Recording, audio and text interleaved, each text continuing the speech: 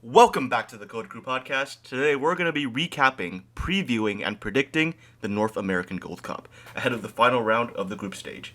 Now, for those that don't know, the Gold Cup includes 15 countries from North America, as well as a special guest, which this time is going to be Saudi Arabia. So without further ado, let's start with Group A.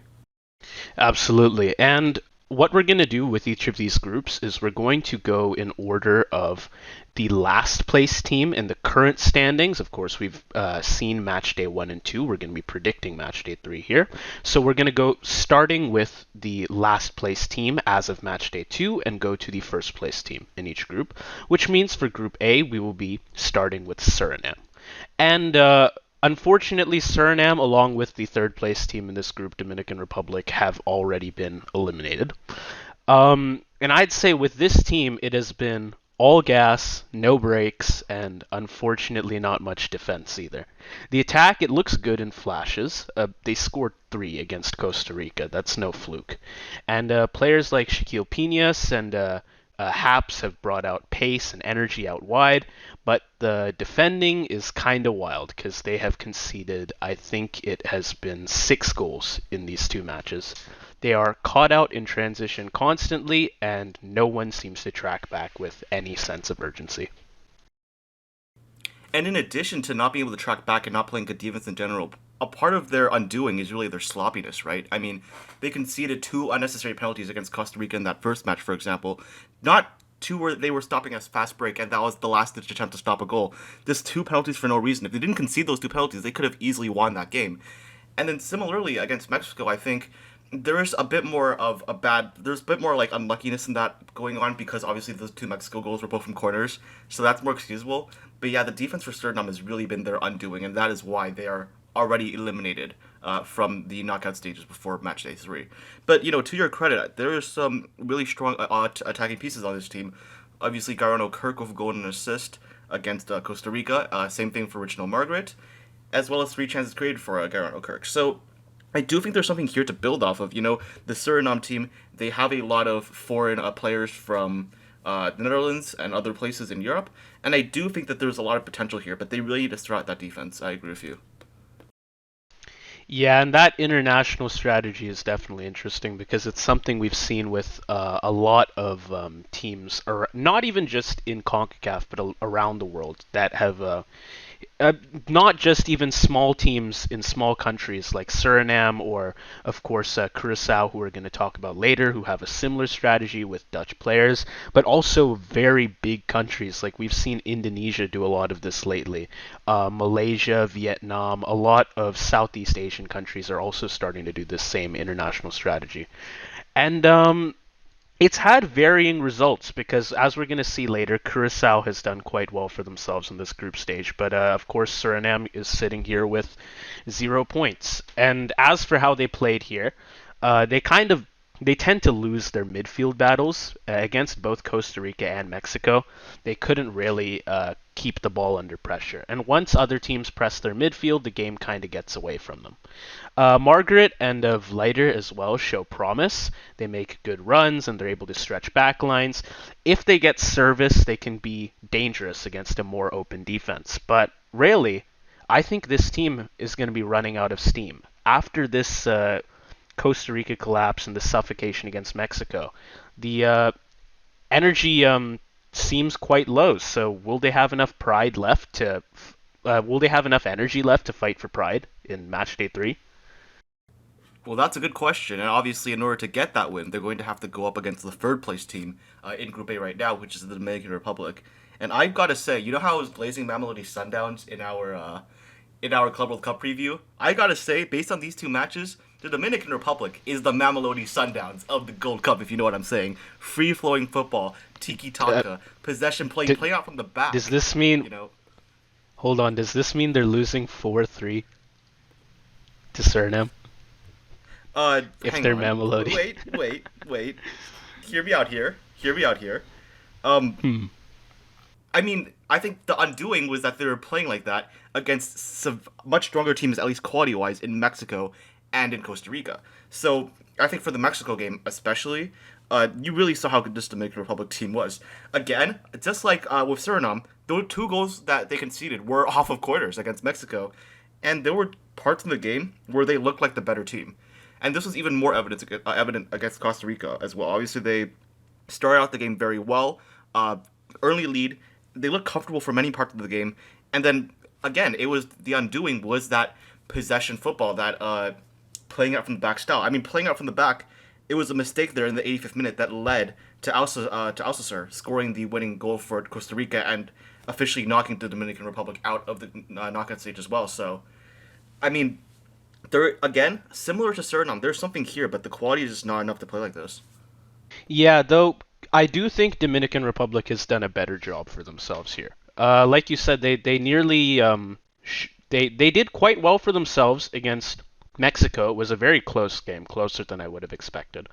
They created some real danger, and they definitely had Eltri on edge. They executed a press that genuinely was able to disrupt Mexico's rhythm.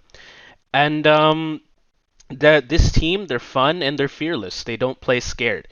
So even with elimination looming, I think they will be going for the win versus Suriname. And I mean, we'll do predictions at the very end, but I think they are the more likely team to win in that final game. Well, yeah, I think obviously with the way that the Dominican Republic have played in this tournament, it would be very disappointing if they didn't get a single win in this group stage. So they're definitely going to be gunning for that. And I guess that brings us then to the two teams that have scored points so far in this group. And we will start based on a difference of only one goal. We will be going to second place Costa Rica. And this team is honestly, they have such an amazing spark. They just like do not quit at all. I think like at one point they were down 3-2 to Suriname. They were obviously down 1-0 to DR from that Urbez goal very early on in like the 15th, 16th minute, and they fought back both times. It really speaks to their mentality and to their conditioning. Now, I'd say their X factor is probably Ugalde. He's had 3 goals, and I mean they are all penalties, but he has converted everything, and he is just everywhere on the pitch. He's dropping deep, he's pressing, he's finishing with confidence. He might be one of, if not the most informed striker in the group stage so far. And the wingbacks are just like absolute chaos agents. They push high and wide, but defensively they leave space as well. So against a team like Mexico, that's a high risk gamble. But I don't know. These guys have just got so much energy, and I think they could absolutely get something done in that final match. I agree with you. I think Ugalde is unquestionably the X factor on this Costa Rica squad. I mean, yes, his 3 goals were all penalties, but they were. It wasn't that he just happened to score them. They were all strikers finishes, wrong footing the keeper, confusing them, and very, very class finishes. And I mean, we've seen some other teams miss some crucial penalties, so you've got to give him some credit for that. And as well, he was the person who made that amazing pass to ultimately assist Alcacer and get Costa Rica across the finish line in that match against the Dominican Republic. But and also to your point about being able to come back, I think that just shows the sort of quality, the history almost you can say that Costa Rica has, and that's sort of what makes it really difficult for even like good teams, even like Dominican Republic and Suriname, who I think are like at maybe the best they've been in decades, I would say, to still make it even really difficult for them to go and beat this team. But I still do think that this relying on clutch time moments and quality, it's fine for now, but really when we get into the knockout stages, that could potentially be quite a problem for Costa Rica. Yeah, and definitely their defensive structure, I would say, is a bit shaky as well. They have, of course, conceded in both matches. They haven't had any clean sheets, whereas Mexico did manage one against Suriname. And their back three, I'd say, looks a bit confused when pulled wide. A team that switches play quickly could absolutely shred them. But they've got momentum. You can see it in how they celebrate every single one of the 6 goals that they've scored so far. This team believes in what they're doing. They believe in their play style. They might not be technically perfect, but there is cohesion and there is buy-in in this squad. And that is, I think they could struggle in the knockouts for sure. But that buy-in is absolutely going to help them. This team is very much unified, and that's going to do them well. And I'll be honest with you, I'm a little bit surprised that Costa Rica is as unified as they are. Obviously, with Miguel Herrera in as a relatively new coach for Costa Rica, He is obviously a much more attacking coach, and we are seeing this attacking style clearly in Costa Rica. But obviously, as you know, historically, Costa Rica are a much more defensive and scrappy team. So I am a bit surprised that the team is actually like pretty decently fitting into this new style.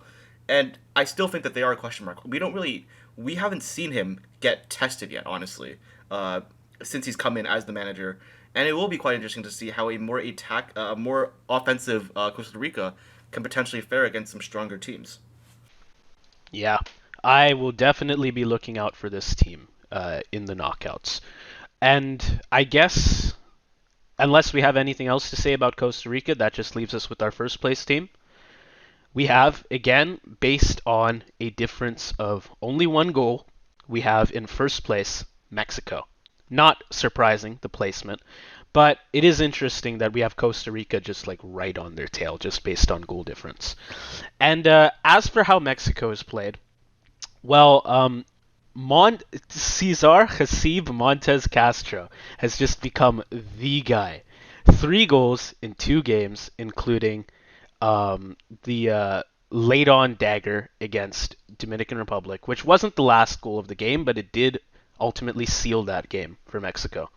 And of course, a brace versus Suriname. His impact has just been massive on both ends. He has organized the backline and he has bailed out shaky buildup with complete set piece threat.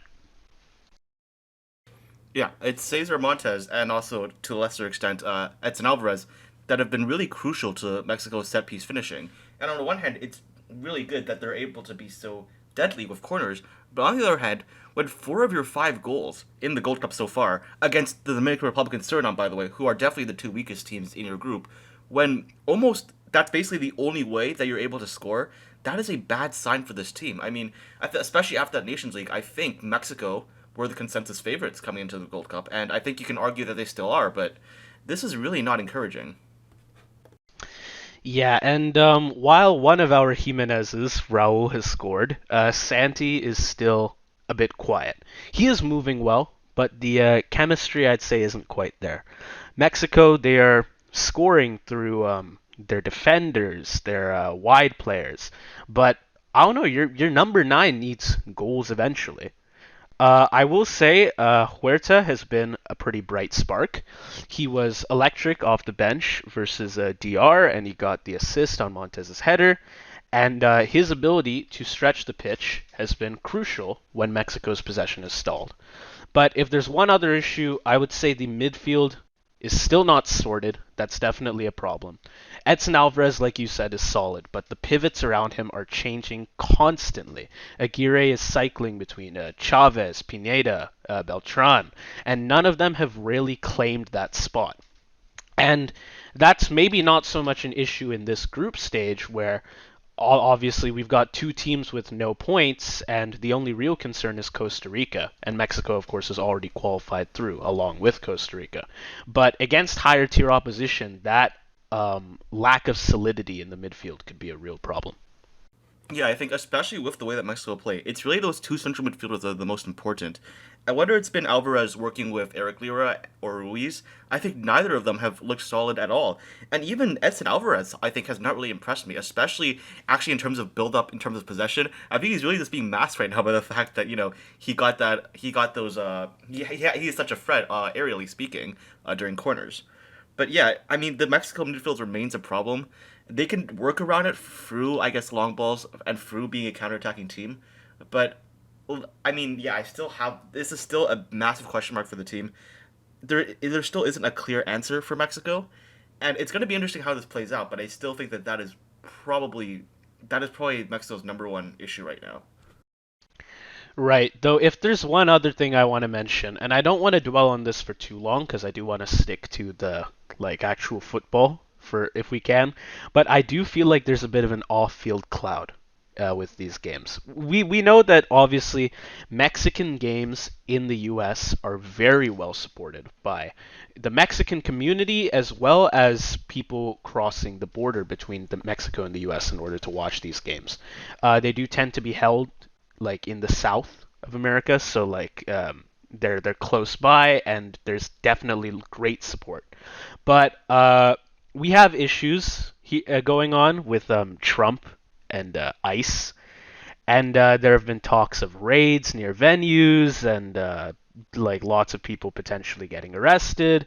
And I don't know. There's like lots of tensions between fans and the police, and it's created quite a charged atmosphere. There's maybe less fan support for these games in this competition than there normally would be. And I do wonder if it might affect the focus of the players, because they have, I believe, made some comments about the hostile environment. Yeah, I think we definitely shouldn't undercut that as a factor as well. I think, for example, like in recent years, over the last, let's say, 5 years or so, it has definitely been the U.S. that has dominated like the Nations League and the Gold Cups. But all the tournaments are hosted in the U.S., right? They always have this home advantage, and like you're saying, with like the administration, the Trump administration, of explicitly saying that that ICE is going to be doing raids in the Club World Cup and the Gold Cup games.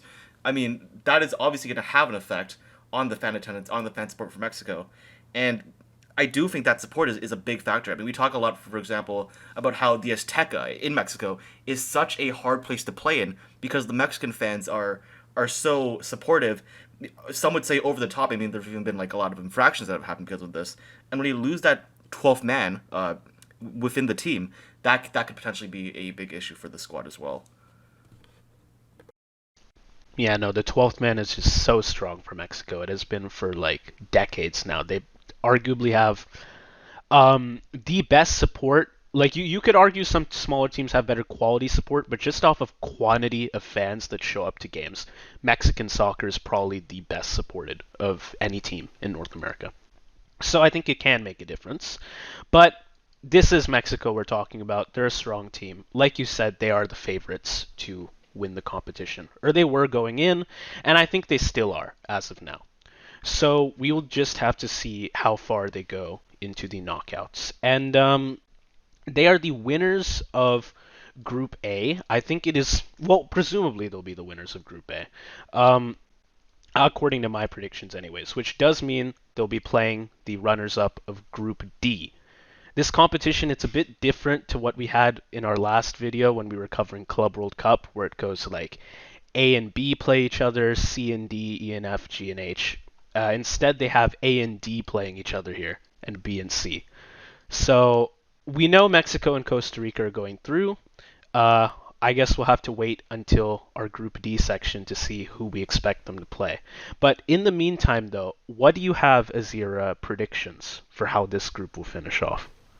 Well, I think as lackluster and underwhelming Mexico have been, I think Costa Rica have had that as well. And though Costa Rica, at least this new look 2025 Costa Rica, is untested against any strong teams, I'm gonna have to see it before I'm gonna believe it. So for now, I'm still gonna have Mexico being able to beat this Costa Rica squad, possibly off of some set piece heroics. But listen, a goal is a goal, a win is a win. So I'm gonna agree with you. I'm gonna have Mexico going first, Costa Rica second. And between the Dominican Republic and Suriname, I mean, part of this is bias. I just like the way the Dominican Republic play football, and I think that they absolutely deserve at least 3 points for the performance they've had this entire tournament. So I'm actually going to say, for the teams that are eliminated, Dominican Republic will beat Suriname and finish third. Okay, my predictions are a bit different from you, though my ultimate standings are the same. I actually have a draw for Mexico and Costa Rica. Both teams are through. Finishing first does matter, though, because it likely determines who avoids the U.S. coming out of Group D, assuming they finish first, which, again, we'll get to that at the end of the video. But both of these teams, they've shown defensive issues, especially late on in games, so I could expect goals from both sides. And we could also potentially see some rotations since, like both teams have already qualified. So that opens up the game even more. So I'm just going to go for what I think is a safe pick, given that both of these teams have qualified. And again, we could see some variability in the rosters. And I'm going to say they have a 2-2 draw, or maybe a 1-1 draw. As for Dominican Republic versus Suriname, I agree with you. I think DR absolutely deserve to get at least one win out of this group stage, and they've been the better side across both of these first two match days. They've been more composed in possession, better with their defensive shape, and like I said earlier, Suriname are fading late in games and leaking goals. And just like with Mexico and Costa Rica, DR will capitalize on those lapses. This is going to be a statement game for the Dominican Republic so that they can try and get something tangible out of this tournament. So my final projection for this group, it's going to be Mexico and Costa Rica still tied on 7 points after their draw, but Mexico will stay 1 goal up on goal difference, so they will go through in first. Costa Rica in second, and Dominican Republic gets eliminated with 3 points, and Suriname with 0. All right. Well, with that being said, let's move on then to Group B, which is between Canada, Honduras, Curaçao, and El Salvador. And once again, we're starting with the last place team. So let's begin with El Salvador, currently in fourth place. However, not mathematically eliminated from the tournament just yet. That's true. Unlike with our first group, where we've got 2 teams qualified and 2 teams eliminated already, no one is for sure qualified into the knockouts here. With El Salvador, though, they've had 1 draw, 1 loss. Of course, they're the lowest of any team in this group on points, and they are running out of time. They have had some decent stretches of play against both Curaçao and Honduras. La Selecta have had spells where they looked like the better side, but they lack a finishing touch and composure in the final third.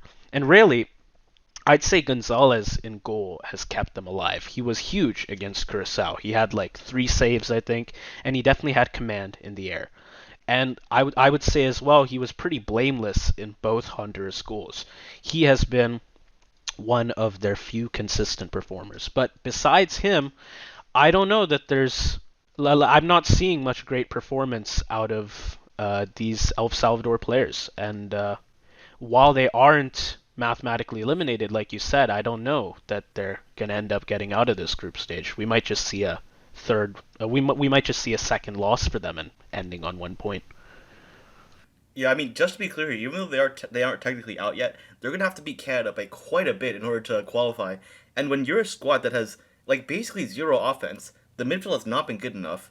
0 goals for 2 games, and by the way, this is 0.56 xG through those 2 games. I mean, this team is there's just not much encouraging to say. Honestly, they just turtled against Curacao. It was a completely dead match, and then against Honduras, I think they were completely exposed. Like you were saying, saved by their keeper. Right, and like you were saying with the goal difference, I mean, safe to say these guys are not getting first place because they have a GD of -2 and Canada's +6. So even if, let's say, like Honduras and Curacao draw and they each get a point, and El Salvador manages to beat Canada, they need to beat Canada by like 5 goals to actually get into first. They could potentially get into second, but again, I think the optimal scenario for them would be that Honduras and Curacao draw, and even then they would have to score quite a bit against Canada, and I don't really see that happening, to be honest. Um, for specific players, Cartagena and Enriquez, they've offered moments, but they haven't really offered matches. They both looked bright early in games, but faded late. And El Salvador, they just have not found that spark that can sustain their attack for 90 minutes. Those second half fade outs are absolutely killing them. For example, they conceded first half, 33rd minute to Honduras, but I think but they managed to keep it at 1-0 for quite a while, but just I think they didn't see that many chances to actually even out the score, and they let another one in deep in stoppage time. So that was the end of that. And as for Curacao, I didn't watch this game. I'll be completely honest, but I don't know. It's a 0-0 draw. What is there to say? Maybe you can let me know, assuming you did watch this game, if they had some good chances, but No, it was completely dead. I mean, doesn't I look think the like much. combined XG for that game was like less than 1. There were 0 big chances recorded for both teams, and there were 12 shots in total in that match, which I think might be actually the lowest of any game in the Gold Cup so far.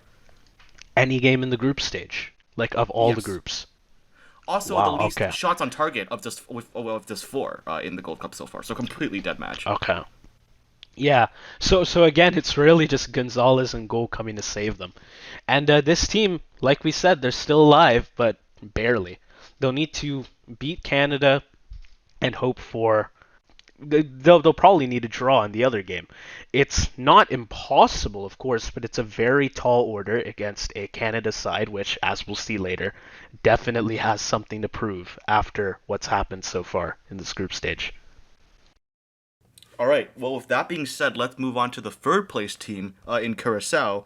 They so far have two draws, and even though the result was the same in both games, I think we saw two very different teams that actually went on the field. So, where do you want to start with that?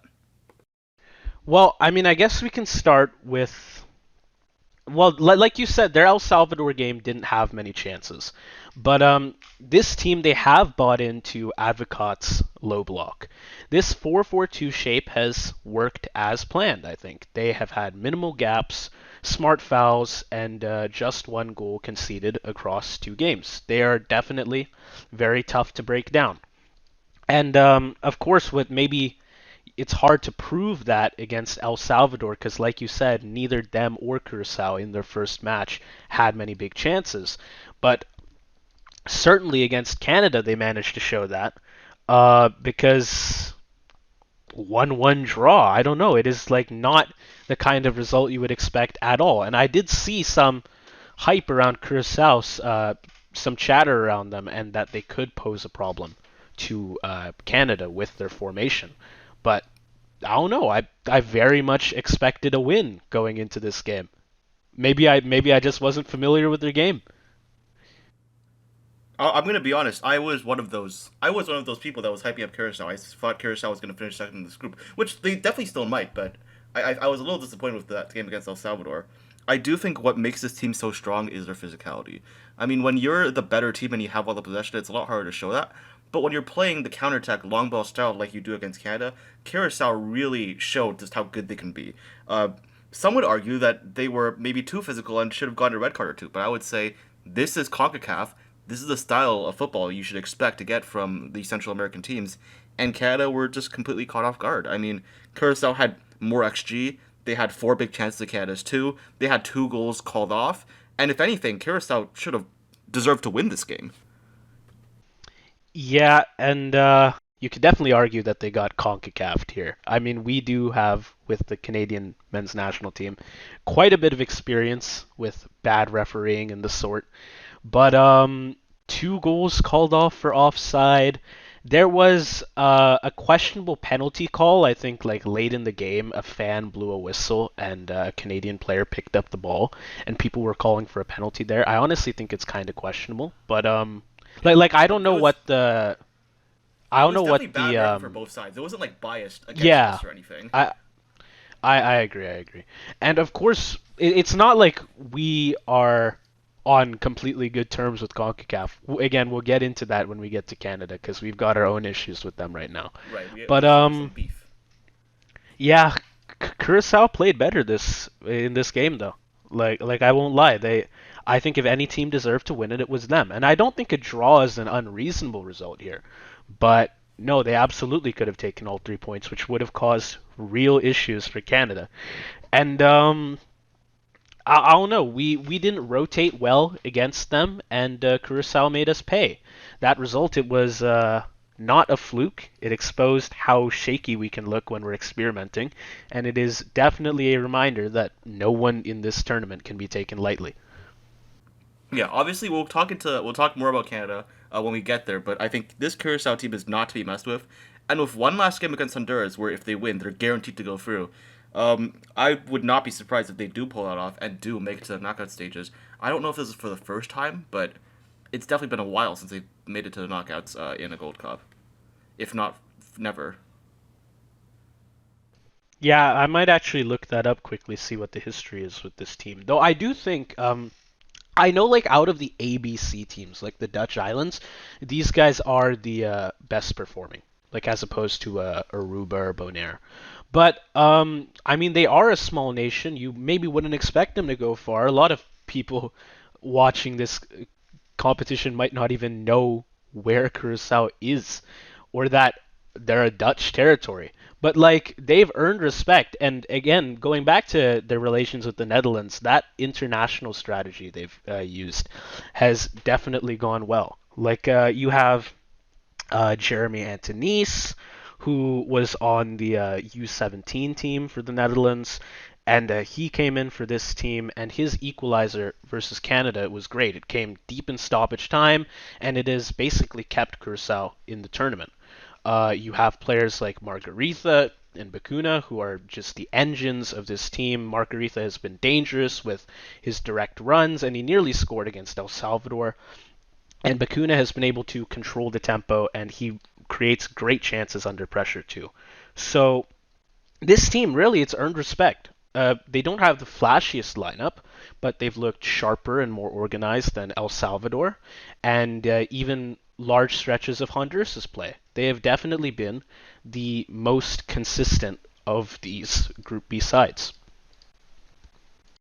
Yeah, I also want to give a quick shout out to Comenencia, who is on the Juventus Next Gen squad. I mean, there is quite a bit of talent on this Curaçao squad. They're young, and I would expect them to potentially even do better. Sorry, I should not say they're young. Hang on. They have some young players, and I expect that they could potentially even do better into going into the next few years. Yeah, no, this is definitely a team to watch out for. Well, I guess that brings us then into our second place team currently. Though I'd argue Curacao could be very much be the second place team here with how they've performed. But our current second place team is of course Honduras. They are on 3 points. And they've had a bounce back after getting blown out by Canada, but some questions definitely remain. I mean, 6-0 losses are hard to shake off. In that first game, they barely touched the ball, they could not handle the press, and they were giving up goals from every angle. I would say it was one of their worst tournament performances in recent memory. As for the El Salvador win, it was I would say more solid than spectacular. They scored once in each half, but like I wouldn't say the goals were especially flattering. They were just like solid. That's all. And El Salvador was also missing their chances, but I think 2-2 nil. It's not a bad recovery by any means from that first game, but definitely questions going into their final match because they do of course have Curacao, who have just performed very well against Canada, and so it remains to be seen who is going to win that game, which will probably determine who gets second place. Yeah, I'll be honest, I don't really rate this Honduras squad at all. I mean, they got absolutely thrashed by Canada. There was not a good player on the pitch for them at all. Meanwhile, the entire Canadian squad looked amazing. And then, yes, they beat El Salvador 2-0, but this El Salvador squad is quite bad, and they didn't even create all that many chances themselves. So, yeah, I don't know. The good lucky thing for them is that they only need a draw against Curacao to qualify to the next round. But I don't even know if they're going to be able to handle that with the way they've been playing recently. That's true. Curaçao's draw on the first match day against El Salvador has definitely held them back because now Honduras has the 1 point advantage, and yeah, like you said, a draw will be enough for them. When it comes to their players, I think their sharpest edge remains to be Romel Kyoto. He scored a tidy finish versus El Salvador, and he is continuing to create chances from half chances. So Honduras is going to need him firing, basically. Because, like we said before, Curacao, they are physical, they've got a quite strong defense, a strong structure, and so Honduras is really going to need those chances, and they're going to need to take advantage of every chance that they get. With Honduras, their defensive positioning is a bit shaky. Even against El Salvador, I feel like they were often overcommitting and getting caught in turnovers in the midfield. And like you said, El Salvador is just not great right now, and they have not really been getting too many chances, but also the chances they have gotten, they have just not finished well. And I feel like better finishing from El Salvador could have very much changed the scoreline here. We saw them get a draw against Curacao, and maybe Honduras would have ended up with a draw against them as well. And now they are in a pretty decent spot, being a point ahead of Curacao, but the path is still narrow. They are going to need a result against Curacao to go through. A draw might do it, but with how unpredictable Group B has been, they're going to want the full 3 points to be safe. Yeah, I think I'm with you on this, and I'll be honest. I think my estimation is Honduras' strategy against El Salvador will be similar against Curacao, in that against El Salvador, they basically let El Salvador have the ball. They had only 30% possession, and they really just sort of let the team self-destruct and hit them based off those mistakes. I'm not sure that they have the quality over Curaçao to do the same thing if that's what they're going to end up doing. So it's going to be quite an interesting final match to see what happens. Yeah, I think they do not have the quality against Curacao, unfortunately. Like we saw against Canada, they had lots of big chances. They did have, of course, a 1-1 draw, so they had one goal tallied, but they had two more that were called off for offside. Uh, this Curacao team is definitely able to make chances, and maybe they do have an offside problem, but like you can argue a lot of those ref calls for sure, but they can fix that. And I just do not think Honduras has the defensive structure in order to hold off Curacao the whole time. Um, Maybe they could get lucky, get a draw, but I don't really see them getting a win. Now, with that though, do we have anything more to say about Honduras before we move on to our final team? I think we should move on to Canada now. And I'll be honest, Okay. there are, there's a lot to say about this team, but I want to start with something that's unfortunately going on off the pitch. Now, our head coach Jesse Marsh is known for really backing our players and really fighting the refs, fighting the people in charge of CONCACAF to make sure that Canada gets a fair deal. But it seems he has perhaps gone a bit too far. With a red card that he got in that Nations League semifinal, not Nations League semifinal, in that bronze medal match against the USA, that led to him having a 2-match suspension, meaning that he was going to be away from the touchline in these first two matches that just played out. In the first one, Canada looked just fine, destroying Honduras 6-0, but we later found out that Jesse Marsh may have done further infractions by secretly communicating with the team. This time, in the match against Curaçao, they were watching him, security's watching him with an eagle eye, and he did not have the opportunity to do any communication whatsoever. And honestly, I think that showed on the pitch, because the match that Canada played against Curaçao was not Marsh ball, it was Biello ball, and I don't rate Mario Biello.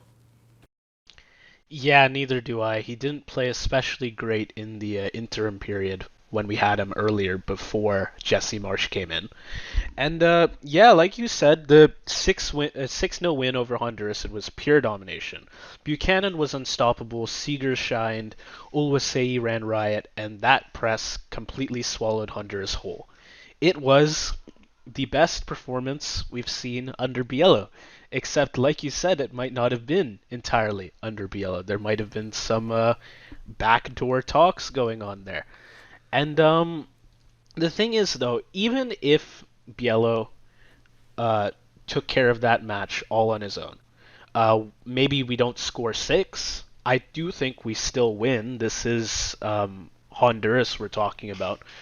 But that game wouldn't have been the place for Biello to prove himself. The place for Biello to prove himself was against Curaçao, and against Curaçao we ended up with a draw. That draw was a wake-up call. We scored early through Saliba, but we never put the game away. And the lack of killer instinct later on in the game and poor management let Curaçao hang around. And in the 93rd minute, it definitely cost us. There were some other factors. Fatigue and heat played a role. I know it might be weird to make that excuse, but it was 31 degrees Celsius in Houston, and several players looked off pace in the second half. And we also lacked depth rotation, which might point to Marsh and Biello not quite trusting the B team yet. But in that regard as well, we've been doing a lot of roster changes and experimentation so far during this tournament. I feel like we've been a bit too cocky, expecting an easy time getting through the groups. Would it have not been better to take these risks during the Canadian Shield, a friendly tournament, rather than making these changes at the Gold Cup of all tourneys? I think that's a great point, and honestly, not just the depth issue, but also the choices for second stringers to put on. I mean, for example, deciding to play Tony Lusewi as the next guy instead of, for example, Promise David, who has 2 goals from his 2 caps for the Canadian national team so far. Choosing to put on Kamal Miller and Joel Waterman when Luke de Fougerolles is over there, I think, is quite interesting. And while I do rate Kamal Miller, and I somewhat rate Joel Waterman, I don't think they play the They are not the type of center back. They're more of a passing possession based center back. They're not the one on one presence that is what you need in order to play Jesse Marsh's system. So yeah, there are a lot of questionable things going on there, and I think there were also a lot of questionable things going on with how the game was managed. I mean, for example, when Ali Ahmed was injured in the second half, Biello, for whatever reason, decided to keep him on when he was limping rather than make a substitution right away. And then later on in the game, in the 84th minute, when we had one substitution left, we tried to make two, and somehow Biello wasn't able to keep track of how many subs we had left. And then instead of subbing on de Fougerolles to have defensive facility, he subbed on Kyle Larin, and for some reason, when we were 1-0 up, and when we were being outplayed in the second half, we had three strikers on at the same time. It just doesn't make a lot of sense. Yeah, no, this is Biello ball. It is just so unorganized. Um, really, again, going back to that suspension for Marsh and the CONCACAF drama, it has very clearly disrupted our rhythm because with Biello on the sideline and no clear comms from the touchline, the subs and the in-game management, they really lacked urgency in this last game. These public clashes that Marsh has had, from officiating to logistics, they have definitely created some tension, and it seems to be affecting the group. But even still, the upside is clear. The identity is there for this team. We have fast, aggressive, front-footed football. And even without Alfonso Davies, without, I think we're missing Eustachio, we're missing Bombito, there's quite a few key players we're missing. Canada have looked, I would say, quite deep and quite dangerous. Especially in that Honduras game, but even still, like I think we had some decent chances in this Curaçao game as well. And another upside is that Marsh will hopefully be returning to the bench for El Salvador, assuming there isn't any further issues. Yeah, assuming there aren't any further issues. And if he does, and we can get Biello off of the sidelines, we can expect a much sharper, much more controlled performance. I think this team just has too much quality not to be able to rebound. Yeah, I think I'm inclined to agree with you. The big question is, will Jesse Marsh get further will get further suspensions for what he did during that Honduras match? And if that does happen, I would actually be really concerned now. For people that are not aware, actually, this only applies to like official competitions, which means that if Jesse Marsh is suspended and that suspension carries on beyond the conclusion of the Gold Cup, that will carry over to the World Cup, and that means that in the World Cup next year, which is what the signing of Jesse Marsh, the whole project we've been building towards, it's all based on that. If he's not on the touchline and we see Biello ball at the World Cup, then it will almost be as if the last few years for this Canadian national team has been a waste. So I'm really worried about that, to be quite honest with you. I think if Jesse Marsh does come back, we're still one of the favorites for the Gold Cup. We can still stand up to anybody, but if he doesn't, we might be done. Yeah, that's true. I really do not have any faith in Biello ball at all. What was the actual incident though that he got an infraction for in the game against Honduras? I think it was because he was obviously not on the touchline. It was something in the Right. suite, right? With the It officials. was because it's because the cameras caught him secretly talking with some people, passing on some information to the coaching staff. Oh, that was the incident. Was that all? That was the incident. Because I swear there Yeah. was some stuff with like the CONCACAF staff as well. Oh yeah, there was because when CONCACAF first announced it, they were being very coy with what exactly they were prosecuting him for, and they just made it clear like I think maybe a few days ago, maybe like today or yesterday. So the part of Okay, that is also that's really annoying that they're being very confusing with what exactly Jesse Marsh did wrong. yeah, no, like between the refereeing and just like the officiating outside of games as well, this tourney has not been great so far. This group in particular has been a shit show. But yeah, I don't know. I guess just hope for the best and that Jesse Marsh is able to show back up, because like you said, if not, we might be finished.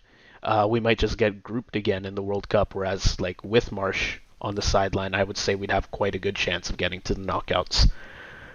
Um, Yeah. One yeah, last no, thing I want but to say what? about this team. Yeah, go ahead. Um, in game one, we were obviously the better team. Obviously, we won 6-0. And not only that, we were the best team of the favorites.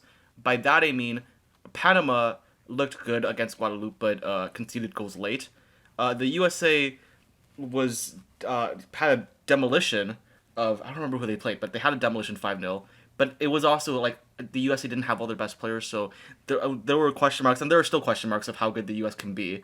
with their sort of B or A minus team when they're playing the A teams of Mexico and Canada later on. And obviously, Mexico did not look encouraging with that 3-2 match after the Dominican Republic. And I think after that, a lot of people, after that first match day, a lot of people publicly said, you know what? Canada are the favorites to win the Gold Cup. But all that's gone. After the second match, there's no more conversation of that. I think rightfully so.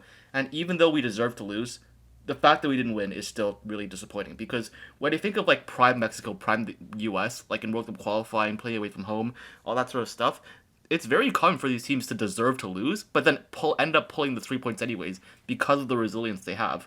We need to develop that. Well, I guess with all four teams covered, we can go into our predictions for the final match day and who we think is getting out of this group. Personally, I have Canada beating El Salvador. I don't think that's too much of a surprise. They did get beat by Honduras after all, and of course we smashed Honduras on the first match day. Assuming March is back, we can expect better subs, clearer structure, and full intensity from minute one. Though, even if Biello is on for this match, I think we can still expect a win. And El Salvador, they have not shown enough going forward to hurt this Canadian backline. We're going to want to bounce back from that draw against Curaçao and reassert dominance heading into the knockouts. As for Honduras versus Curaçao, Curaçao is going to sit deep and frustrate, and Honduras have struggled against organized defenses, so they're going to have to push, but in doing so, they're going to risk overextending again, and Curaçao can definitely punish them in transition. So I'm actually going to give this as a 1-0 win for Curaçao. It's going to be low scoring, just as their other games have been so far, but a win should be able to send them through. So I'm going to have Canada on 7 points in first place. Curaçao on 5 will also go through in second. Honduras will be eliminated with 3 points, and El Salvador with just 1. It looks like we're Curaçao truthers on the CoDaKrew podcast then. I'll be honest, part of why I predicted Curaçao to beat Honduras and also finish second was because I thought you maybe wouldn't do the same and I wanted to be a little hipster. But I guess we're actually agreeing here. Curaçao will finish on 5 points and Honduras on 3. And I think whether or not Jesse's Marsh is back, I think either way, this El Salvador team has been so bad this tournament that even if Biello is on the touchlines, we should be able to win anyways. So Canada, like you said, on 7, Curaçao on 5. Yeah. Okay, I guess that brings us then to our next group, Group C. And we'll start again with our last place team, which in this case, with 0 points, will be Guadeloupe. So I honestly think they've been better than expected. They're kind of a minnow in this confederation, you could say. But their moments keep slipping away. They were down like 4-0 to Panama. They pulled 2 back, of course. They nearly had a third. And against Jamaica, they took the lead and almost equalized late. They don't give up, but they don't quite finish those chances either. And Ambrose has been pretty excellent. I think he has consistently found space between the lines, and I'd say he's been Guadeloupe's best attacker by far. But the other players, I feel like, have had some good moments and some bad moments. They've been kind of shaky. Yeah, I think Guadeloupe have been one of those sides that can offer you maybe a goal or two every game, no matter who they're playing against. But that defense is a massive issue, and that's why. I mean, that's why they conceded 4 goals really early on against Panama. That's why they weren't able to hold on and get any results either against who else did they play? Against Jamaica. Sorry. Jamaica. Yeah, against Jamaica. And yeah, I think there is something to this team. They kind of play like there's like 2 styles of football between the minnows in CONCACAF. There's a traditional style of physicality and aggression, getting CONCACAF that a lot of these teams still follow. But like the new kids on the block, like the Guadeloupes, like the Dominican Republics, actually play a really attractive and fun style of football. And while it may not be necessarily the best decision tactically, I think it does mean that all the Guadeloupe games so far have been somewhat entertaining, and I expect that to continue with this last match, even though they are, I believe, eliminated. Actually, I think they're not eliminated yet because unlike with Group A where we have 2 teams on 6, 2 on there 0. could be a 3-3-3 situation, right? Right. So since we have Jamaica and Guatemala on 3 points, so it is possible that on the last match day Guadeloupe beat Guatemala, Jamaica lose to Panama, and then we'd have three teams on three, and it would go down to goal diff, which obviously Guadeloupe is at a disadvantage because they lost by three to Panama, by one to Jamaica, which means their current GD is -4. It's not a great position for them, but it is possible that they make a comeback here, and I think it's more likely than, say, with El Salvador in Group B, where they're on 1 point and everyone else has got quite a few. Right. They do As have for more goals Guadeloupe, scored than. though, Oh, sorry. Go ahead. oh no, no, you're right. They do have more goals scored than Guatemala in third. Is I Oh, think I what was you were gonna say trying to also say. then Jamaica, so that like if they won 2-0 and Jamaica lost 2-0, even though they had the same goal, if they would actually leapfrog Jamaica in the Go standings on goals for. and on Yeah, goals for that's true. qualify. So they do have a couple ways they could get through. Is they either manage to clear the big goal diff gap, or maybe they just tie on goal diff and then goals scored will get them through. So yeah, they have an opportunity here for sure. But I don't know. They're like barely alive. Uh, a win versus Guatemala again could sneak them into second based on goal difference and goals scored, and also whatever Panama and Jamaica play out to. Motivation won't be lacking with this team, I think, but ultimately, I don't know that I really rate them. I mean, that 5-2 loss, it's just like they let up 4 goals in like the first 20 minutes. If they let up early again, it's just over for them, I think.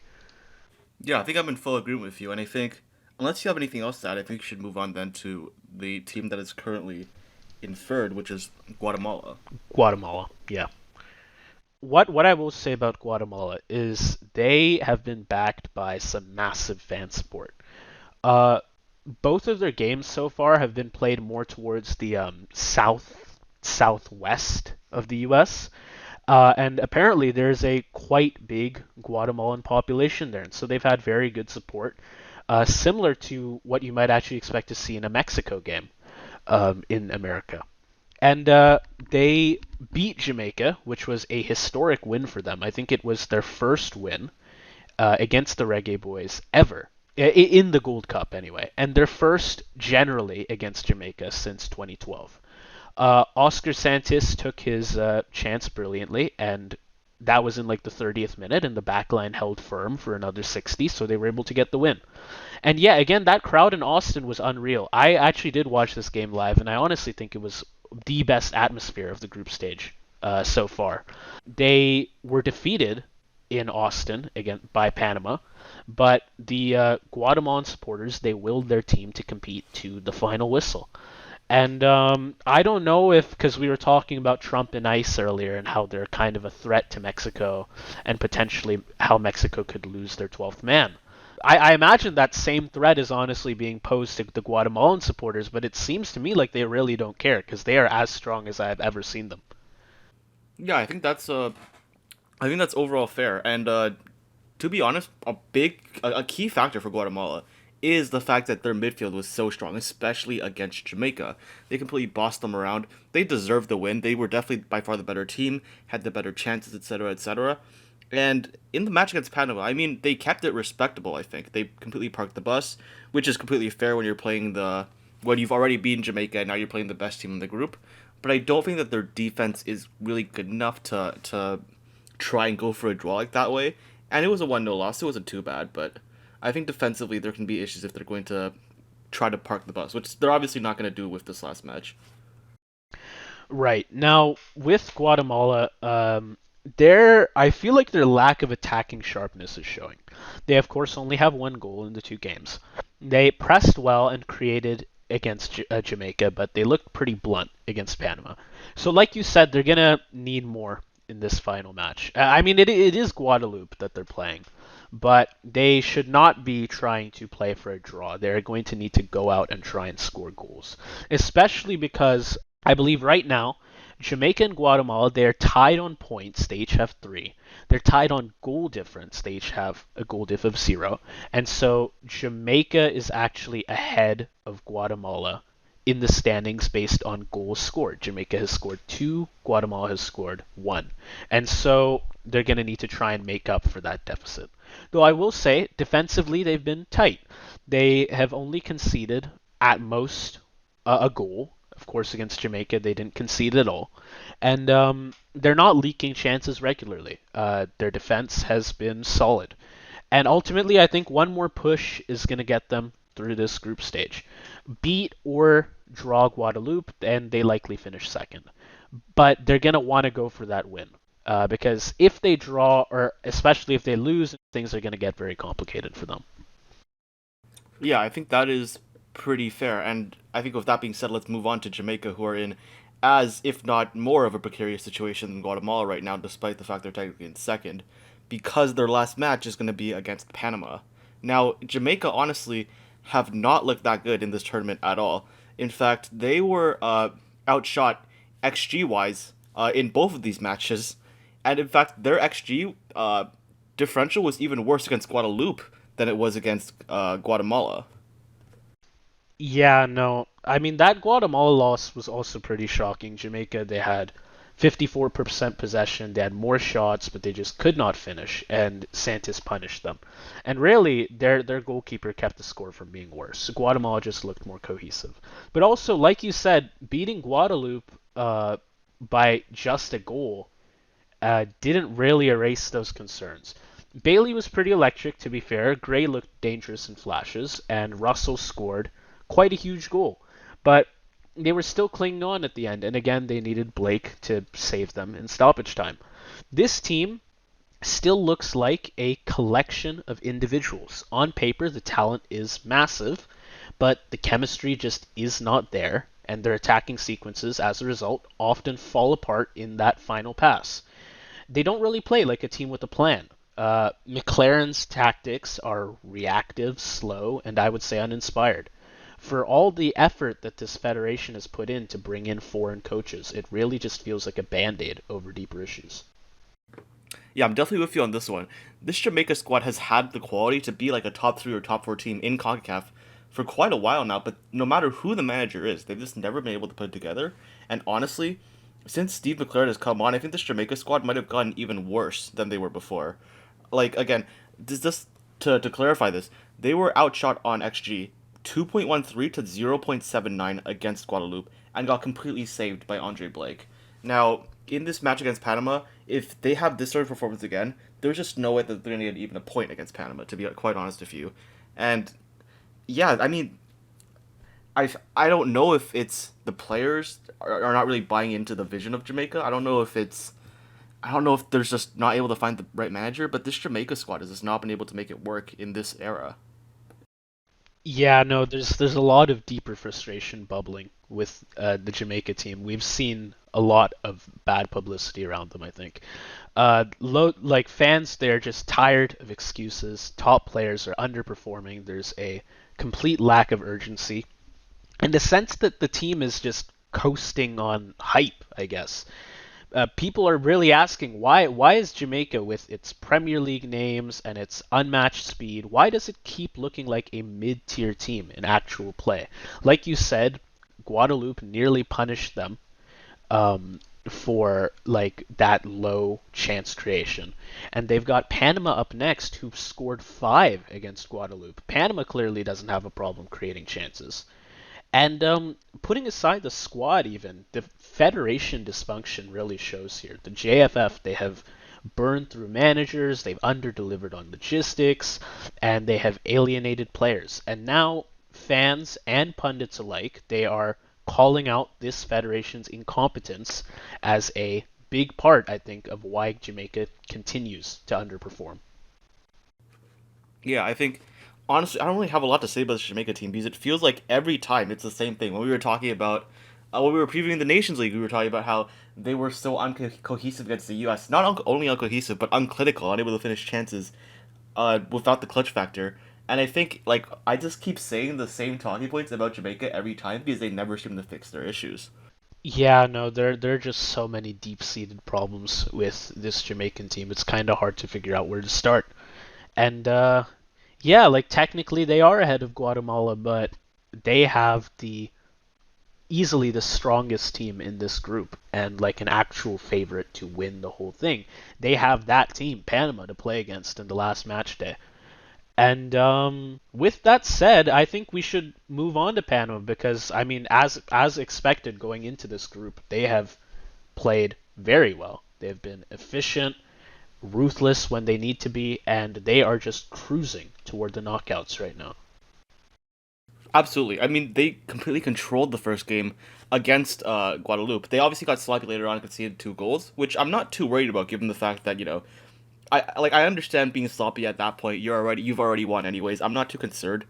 And honestly, with the sort of vision that Thomas Christensen has put onto this team ever since he joined like 5 years ago now at this point, Panama have been consistently a top four side in North America, and they're now really knocking on the door of potentially maybe the U.S. arguably trying to get into that top three spot nowadays. Uh, yeah, I mean, this squad just is honestly really scary and really underrated. They don't have the star power the like U.S., Mexico, Canada, even really Jamaica have, but they're able to control the midfield. They're able to control games in general, and they've just looked really solid. And I think they are a favorite. Yeah, no, and like you look at the Jamaican roster, you've got players like Leon Bailey for Aston Villa. Like we've got big players on big European teams here. And then you look at Panama, and I think one of the players who's played best so far in this tournament is Tomas Rodriguez. And this guy, he plays for a Venezuelan team. He plays for Monagas in the Primera División in Venezuela. Like, they do not have star power, but what they do have is just cohesiveness, the kind of cohesiveness that Jamaica wishes it could have. And the attack here has just been firing. Like we said, they've scored 5 in the opener. They had a 4-goal burst inside 22 minutes, capped off by Guerrero's penalty. Ismael Diaz and Christian Martinez were especially dangerous. And again, Guerrero was clinical from the spot. And as well with this team, the experience shows. They managed the Guatemala match like veterans. They had an early goal, tactical discipline, and game control. And even in that hostile atmosphere, because like we said, Guatemala has just had great fan support so far throughout this group stage. But even despite that hostile atmosphere, they stayed composed. And yeah, again, Rodriguez is becoming a real star. He has scored in both games, including the match winner against Guatemala. And he and the rest of the team look confident and comfortable in key moments. I think what's really interesting about this Panama match is arguably like their best players are actually the ones that play for no-name clubs. Now, for example, Emer Murillo, who plays for Marseille, has been really solid as a fullback, an assist in both matches. But then you compare that to like someone like Jose Cordoba, who plays for Norwich City, who you expect to be one of the best players on that defense, just based on team recognition. But he gets subbed on in the 67th minute against Guadeloupe and concedes a penalty in the 71st. So I think it is really interesting. I mean, part of the thing is that like, especially with a lot of these Central American teams, there's like there can be visa issues, other regulations that really make it difficult for players that are good enough to play in Europe or strong teams in South America to not be able to actually do so because of these sort of regulations. So I think a mistake people make is that they assume that because these players stay in Central America, that means they're not as good as some of the other talents, some of the more well-known talents in the region. But that isn't necessarily the case at all. What this team lacks in star power, they really have just made up for in with team mentality. And that is exactly what they need against a team like Jamaica in the final day, which is basically just like riding on individual talent. And for Panama, of course, defensive lapses are still a concern.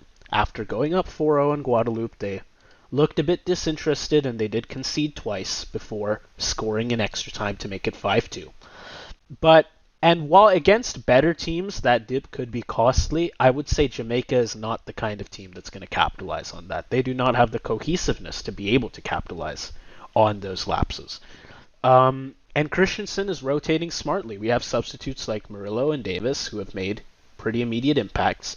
And Panama, they look like a well-drilled tournament side that is peaking at just the right time. And with all that said, we've covered our 4 teams. We can go into, I think, the predictions for match day 3 now. And to start off, I'm going to say Panama beat Jamaica. I think it's not a very surprising call. Jamaica, they really can't afford another flat first half, but Panama, don't give you time to grow into games. And Blake can only do so much with such a chaotic defense under pressure as Jamaica has. Panama, they've got the ball rolling, and with a quarterfinal just about booked at this point, they may play looser, but they're still going to be smart, and I can expect to give them like a 2-1 win. Yeah, obviously Panama do still have stuff to play for because if they do get a result against Jamaica, that will guarantee them to finish first in the group. And yeah, I mean, just with the way Jamaica has played all tournament, I would be shocked if they even got a point against Panama. So I fully agree with you, Panama to win this game. And between Guatemala and Guadeloupe, I expect that Guatemala will be able to boss out Guadeloupe on through the midfield, get most of the opportunities, and even if Guadeloupe do score a goal, I expect like a 2-1, 3-1 win for Guatemala. So I'm going to have Panama going through and Guatemala in second. Okay, interesting. I actually have a 1-1 draw for the Guatemala Guadeloupe game. I feel like, again, like I said earlier, they have 1 goal in 2 games. I feel as though their attacking issues continue to hold them back. And Guadeloupe, like we saw against Panama, even when they're down, they always find a way to hang around. I mean, of course, they scored their penalty in the 71st minute and they were still down 4-2. But like Guatemala, you can imagine, probably isn't going to get a 4-goal lead against Guadeloupe to begin with. So I think they can sneak a goal in. But even still, a draw will likely see Guatemala sneak through because I do, of course, have, and you have as well, a Panama win versus Jamaica. So that would mean Jamaica stays on 3 points. Guadeloupe gets its first and only point from this draw, and Guatemala will end on 4 points, so they will go through in second, with Panama having 9 points going through very easily on first place. All right, well, with that being said, let's move on to the final group of the Gold Cup, and that is Group D. Right now, last place is Trinidad, and let's start there. Yeah, so obviously the U.S. has some history with Trinidad and Tobago. Now, for the Trinity team, this has been they've had a bit of a bounce back with their Haiti game, but like after a 5-0 loss to the US, just like a complete disaster. I mean, I wouldn't expect them to win, but they couldn't keep the ball, couldn't press, couldn't cope really. Pochettino's, even his rotated team was able to just completely toy with them. There's not much you can do after that. And I can't say 1-1 was a bad recovery, but it might just not be enough.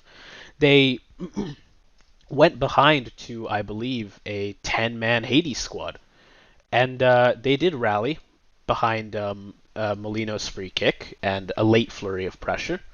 And Molino, he did change the game off the bench. His set-piece delivery and composure was able to bring structure to what had been a chaotic midfield. But again, the back line is inconsistent. Like they went a goal down against a 10-man team. The defensive unit kind of struggles with organization and marking, especially on corners and second balls. And they're not out yet, but the 5-0 loss has really left a crater in their goal difference. They now have a game against Saudi Arabia with all to play for, and even a win against them might not be enough unless the U.S. blows out Haiti as well. Yeah, I mean, I'll be honest, this is the worst Trinidad team I've seen in a decade. In the U.S. match, that defense was absolutely terrible, and I find it somewhat funny that, in 2018, Trinidad knocked the U.S. out of the of World Cup qualification with a wonder strike of a second goal by Alvin Jones. And guess who it is? It was none other than Alvin Jones, who made a horrible defensive mistake that led to that second goal for the U.S., ultimately sealing the win for them. And then, even then, yes, they got a draw against Haiti, but they were really unconvincing in that match.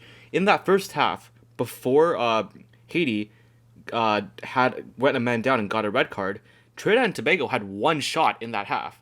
And even in the second half, they got more into the game, but even even with Haiti a man down, I think they looked like the second best team on the pitch. And they do have an X factor in Levi Garcia. His pace and power definitely caused some issues, but he's not really getting the service or support he needs. Most of his touches are still 30 plus yards from goal. And Yeah, it's not like quite to the level that Jamaica has, but this team definitely has problems with cohesiveness. And they're in a very tough spot right now. They have a GD of -5. Of course, they drew against Haiti and lost 5-0 to the US. And they need to beat Saudi Arabia somehow, which we'll get into later, but they are, despite missing some key players, they are still a quite strong team. So unfortunately, I don't really see Trini going through at this point. Yeah, I don't see it either. And like, I even want to say like against the U.S. for example, they had 0 shots in the first half and only 3 in total. So I just don't think there's much good to say about the Trinidad team. The one saving grace potentially is that Saudi Arabia are really defensive, and that could lead to them at least being able to push forward a bit more. But it's still going to be a very tough ask for them, I think. Yeah, no, absolutely. And I guess with that, we can move on to the other team on 1 point currently, which is Haiti. They lost their first game to Saudi Arabia, a game that I honestly think they should have won. They created more Absolutely. chances, they dominated possession, but a poor penalty concession and poor finishing as well is what doomed them. Again, that 1-1 with Trinidad, pure drama. They went ahead with 10 men. They had a second half penalty um, to win it, and they skied it. 3 VAR calls, a red card, and just a roller coaster of momentum. Yeah, I mean that this is what it was when I was talking about Ugalde earlier. I was saying how some teams, it's not so easy to score pens. Man, what the heck was that by Haiti? An opportunity to, I mean, at least put you in with a decent chance of potentially making it out of the group, and you sky it like that. That's really not good. And the as you were saying, the finishing for both of these matches have been quite atrocious. Now, to be fair, Al Akidi, the goalkeeper for Saudi Arabia, really carried Haiti for that match, and I think Haiti easily could have ended up winning that game, uh, if it were not for all those saves. But against Trinidad, again, like yes, they probably should have had a pen in the first half that wasn't called, but to scuff a horrible pen, to get a red card that you really didn't need to get, like I don't know. I feel like they have the quality, but they probably just don't deserve to qualify at this point with how scuffed everything has been for Haiti. Yeah, no, and like you said, they do have quality. Like Francie Piero is a monster. He has scored, drawn fouls, held up play, and made life miserable for defenders. I think he is one of the most complete forwards in the region. And Lucius Dawn has been electric as well. His 1v1 ability is almost unmatched in this group, and he has generated more chances than anyone in this team. But discipline has killed them. The lack of discipline, that is, has killed them. A red card versus Trinidad, like you said, unnecessarily flipped that game. And penalty misses. I don't know. Did they have a pen as well against Saudi? I'm not sure. Definitely that one against Trinidad have erased points that they absolutely needed. The talent is real. They are playing some pretty good football at times, but they kind of just break apart because again they don't have that discipline. And if they don't find composure mentally as well as in front of goal, they will be once again heading home far too early. Right. Well, I think with that being said, let's move on to the second place team in this group right now, which is Saudi Arabia. Okay, so this is our guest team, of course, for this Gold Cup. And I think it's not their first appearance in the Gold Cup, but it is their first appearance since the last millennium, I'm pretty sure. And despite, again, having some players missing, I think, they have had a solid shape and they've been quietly pretty efficient. They beat Haiti with basically that 21st minute penalty and then just like 80 minutes of deep defending. It was gritty, it was kind of ugly, but it worked. Though they also lost 1-0 to the US in a game that could have been worse, honestly. They offered almost nothing going forward, but they did keep their shape and they did frustrate the Americans. And I will say, credit to Renard, this team does have a system. The 4-1-4-1 is drilled to absorb pressure and it limits space between the lines. The center backs, they've stayed compact, and Alakidi has come up big when needed. But they are painfully limited. There is no spark in the final third. They have scored once in 2 games, and it was a pen. So they are going to need to find more chances. Or, well, I mean, there's a good chance, of course, they can still get through the knockouts, through to the knockouts. But once they get there, they will need more chances, or I don't think they're going to get too far. Yeah, that's fair. To be fair to Saudi Arabia, this is not their A team that they're sending here. And I understand, like, because you're sending a B team, because you're trying to do some more experimentation, I understand why Hervé Renard is going with a very defensive, almost parking the bus sort of style. But yeah, I don't know if they have the quality to really sustain that. Uh, Al-Akidi is really quite something. I mean, this guy, without him in net, Saudi Arabia might have 0 points right now. But because of him, they are in with a chance. And there are some other key players that have been quite impressive for me. For example, Sawood Abdulhamid, who started in the match against Haiti but not for the U.S. He was quite good. And to be fair, even though they did end up with the 1-0 loss to the U.S., they did do a pretty good job defensively. So the U.S. only had 5 shots and 3 on target in this entire match. And while they only got 3 shots themselves, I think Renard's game plan actually did quite work. It won't be while they might not be able to score a lot of goals on you. When it comes to the knockouts, whoever's playing them could potentially have quite a tough time scoring on them in the first place.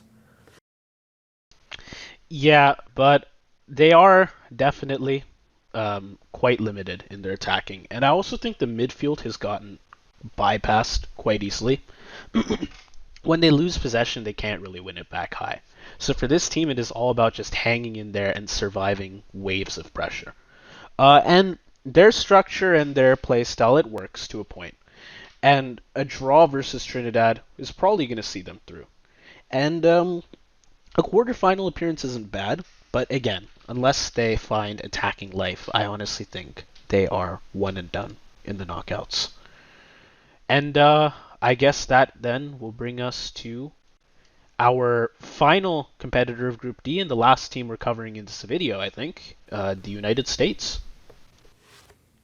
All right, the United States are obviously hosting this tournament, and it should be noted that while they are playing the best players they have available, they are dealing with a couple of injuries as well. Obviously, forward Balogun is not going to be here. That's, I think, one of the big names. And also, Christian Pulisic is not injured, but he apparently needs to rest. So I guess he's not going to be coming. So much for Captain America, I suppose. But this has given the opportunity for some fresh faces to show the quality they have. And I have been quite impressed with a few of these youngsters. And I think the one that I'm most impressed with is got to be Jack McGlynn. At just 21 years old, I was not aware of this man's game. 4 crosses, 4 long balls, and 2 key passes via Saudi Arabia. And by the way, all of those crosses and long balls, he did that with 100% accuracy. So, I mean, he's going to potentially be a huge factor for the USA moving forward. Also, players like Diego Luna, who got 2 assists in their first match against Trinidad, or Malik Tillman, who's been here for a while. We know how good he is, with 2 goals and 4 chances created against Trinidad as well. This U.S. team, even though it's not their best team on paper, they do have quality, and they could potentially definitely still be a threat, and are still a favorite in the Gold Cup.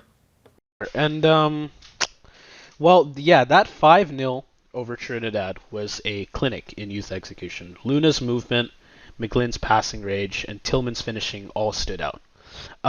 Poch's experimental 11, it worked, though, again, it was against pretty weak opposition. Though, I honestly think the 1-0 over Saudi Arabia was anything but convincing. Again, we talked about, this Saudi team does have quite a few handicaps, and of course the US does as well, because they've got players who are injured and players who have decided on their own terms to just not show up. But the US, they played with caution, they lacked incision, and ultimately I think they just won through like a Chris Richards header. So I don't know what their XG was exactly on that goal. I'm not sure it was all that great. And their midfield control also faded pretty quickly. And I think the fans would be frustrated just generally by the lack of attacking urgency in that game. Though I will say, again, just like the youth players have been absolutely immense in these games. Like you talked about Jack McGlynn. He hasn't scored here yet. He did have that first minute pretty amazing goal against Turkey in friendlies just before this tourney started. And I think he can definitely go far, and a lot of the other youth players can as well. But despite the points, the vibes, they remain kind of uneasy. The fans, they're going to want better performances, not just results and points. And the knockout rounds, of course, will be the real test for this team. And unless they raise their floor, they could stumble pretty early. Right. When Pochettino was brought on to this U.S. team, they were coming off the back of three straight Nations Leagues, and I think also not three straight Gold Cups, but they had won quite a few Gold Cups very recently before then. And Poch was brought in to make this team better and become a real contender for the World Cup. But it seems like so far they've definitely backslid. Through the Nations League, they were fourth place within the finals. They were the worst team, and Pochettino, I think, really needs a trophy to before the World Cup starts to really bring the energy back to this team. So he's definitely going to be on the manager hot seat. And you were also talking about Chris Richards, and I think he does deserve a shout out. So Chris Richards, he I think also has quite a bit of potential, and he will probably even get better in the next few years. I mean, he just won the FA Cup of Crystal Palace, and yeah, I mean, he was the X factor in this match. Not only scoring the goal, of course, but also coming up clutch in a few defensive stops to prevent Saudi Arabia from getting an equalizer. Right, Richards, he has definitely led by example. He has been strong in the air, composed under pressure, and yeah, he did win. He did score the winner against Saudi as well. He, I think, looks like a pretty good long-term captain option. Of course, Diego Luna's breakout has continued. He is creating from half spaces, he's linking play, and he is managing to draw fouls at key moments. If this team is going to play fast, he will be at the center of that. But yeah, Pochettino's squad management is a story in itself for sure. He has rotated heavily. We have like Freeman, Freese, and Wright all getting big minutes, but the chemistry has not quite settled. So I guess the question now is, will he go back to his quote unquote A lineup versus Haiti? Like the best players he's got available to him. Yeah, I mean, the thing with the U.S. is obviously they've already qualified. They're probably going to finish first, realistically. I mean, I think they just need a point. So he could potentially end up doing that. But my the question for me is, I'm not sure if it is the right play to even really play your starters all too much until knockout stages, because I think this is potentially a good opportunity for the U.S. to really grow its depth. I mean, I think over the last 5 years, the U.S. was regarded as the team with the most depth, and I think that is starting to fade away a bit, and they need to bring that back in the World Cup, because with the tight schedule, with the even tighter schedule nowadays, now that there's going to be more teams involved, that's going to be big, and like whether or not they start here, Poch is obviously going to give them chances to really shine when we get to the knockouts. Yeah, and while I think our Canadian team did a bit too much experimenting too early on, and it could have perhaps cost us against Curaçao with that 1-1 draw. Yeah, the U.S. they have 6 points. They've already advanced, so if you're gonna get experimental with your roster, now is definitely the time to do it. Um, and even not only have they already qualified, but it seems like they will very easily hold on to first place in the group because they are on a GD of +6, very much helped by their 5-0 win against Trinidad. And Saudi Arabia is on a GD of 0, so it's highly unlikely that they're going to get passed up for that first place, which means they should be able to just play the second place team from Group A in the quarterfinals, probably Costa Rica.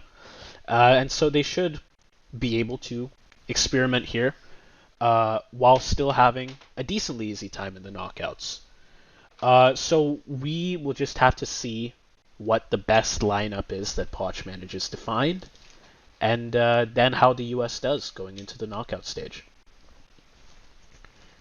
With that said, we've covered our 4 teams in this group, and like I said already, I think the U.S. will stay ahead of Saudi Arabia here in the table. So I have them beating Haiti, and they will go up to 9 points and win this. Though even if, let's say, they lose somehow, I still think they go through in first. And then Saudi Arabia, I'll say they beat Trinidad because again, this Trinidad team has just had so much trouble creating chances. I think like Saudi can get just one goal and sit back like they managed to do with Haiti. So then I'll say they will go up to 6 points and they'll qualify as well. And so Haiti and Trinidad will be both stuck on 1 point and they will be eliminated in the group stage. Yeah, I think no matter how you slice it, even though Trinidad can mathematically still qualify, they're basically finished. And the only team on 1 point that has even a chance is Haiti. Haiti is obviously going to play for their lives against the U.S. because they know they basically have to win. And I think we could potentially see them pulling something here. I expect the U.S. to do even more rotating, and Haiti is going to be hungry for a win. And even though their finishing has not been all that good, I could see them pulling something out. And I actually think that this is going to be a 1-1 draw, with the U.S. only needing a draw and Haiti trying their best to get something. Obviously, a draw is not enough for Haiti, and Saudi Arabia will go through. And I do agree with you in the Trinidad match. Even if Saudi Arabia just park the bus again, they'll probably score at least one goal just based off of a Trinidad defensive error. So I have the U.S. going first on 7, Saudi Arabia on 6, and Haiti finishing third with 2. Okay, interesting. So that means it looks like then I think our qualifiers were the same for every group, if I'm not mistaken. So Yeah, they were. in Group A, then we have Mexico and Costa Rica through, Yeah. same as it is now. Um, in Group B, it is going to be Canada and Curaçao. Canada and Curacao. Yep. In Group C, we'd have Panama definitely going through, and I have them on 9 points, so they win all their games. And then, we had Guatemala going through, I think, We both because had Guatemala Jamaica going lose to through as Panama. well. Right. Yeah. I had Guatemala draw versus Guadeloupe, but that'll get them through on 4 points. And then for Group D, it's just going to be honestly what's to be expected, the US going through. Um, and you had a draw, so you're saying 7 points. I'm going to have Right. them go through on 9. And then Saudi Arabia goes through as well in second place. Yes. Yeah. So, Okay. all So right. that basically means then save save for Group C, where Guatemala would take Jamaica's second place spot. All the other qualifiers will be basically the same as they are now. Or actually, no, Right. because Honduras is actually also in second, so Oh, they sorry. No, get you're right. overtaken by Curaçao. Yeah. Yeah. So two teams switch for second place. First place will be the same, we're guessing, in all these groups. And so again, we'll have Mexico, Costa Rica, Canada, Curacao, Panama, Guatemala, and the US and Saudi Arabia going through to the knockouts. Yeah. Now I don't watch. I'm So not. that's We're it not for going our to preview the predictions. knockouts just yet. But just to clarify, so what that would Right. mean in the knockouts, if we're correct, is that the 4 knockout matches will be, first off, Mexico playing against Saudi Arabia, the U.S. against Costa Rica, Canada against Guatemala, and Curacao against Panama. Okay, interesting. Um, any of those matches you plan on watching in particular? I mean, obviously, I think we both plan on watching the Canada game, whoever they do end Definitely up the playing. Canada game, of course. But I think what's going to be quite interesting for me is that, in my opinion, like we both agree that Mexico is still the favorites, even though they've been lackluster.